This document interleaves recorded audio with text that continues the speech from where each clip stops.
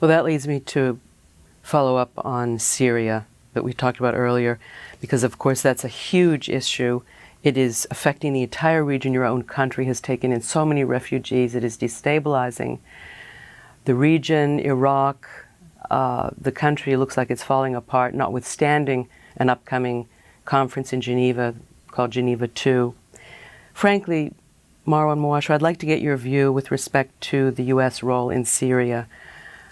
As you said, changes have to come from within, but this was a peaceful uprising.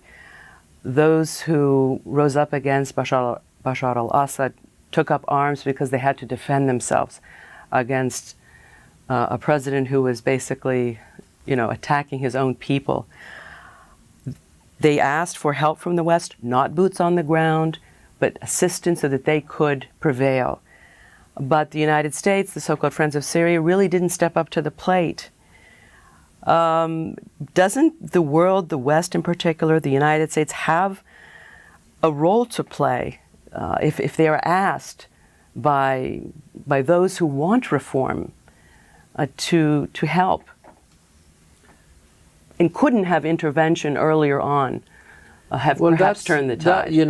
Whereas intervention earlier on is something that many people emotionally feel, because this is a brutal regime that has killed really, hundreds of thousands of its own people, and a regime that, in the views of many, mine included, cannot have a role in the future of Syria. Intervention or direct intervention by the United States or others is still a questionable point. Let us remember that the United States did interfere with 500,000 troops in Iraq 10 years ago and stayed in Iraq for 10 years and still was not able to produce a stable democracy in that country. So it is questionable that an intervention in Syria would have produced also stable societies. But if I may interrupt, not boots on the ground. I would like to just beg to differ. I think that the two are different. The United States went into Iraq. This was a so-called war of choice. Many people were opposed to that. But Syria was something indigenous. These people were asking for help, not boots on the ground, but greater defensive weaponry because they were being attacked. At any rate, I wanted to make that distinction. Well, of course. But let us also remember, 85% of the American public does not want intervention. This is a president that has been elected to get out of the region, not to get in.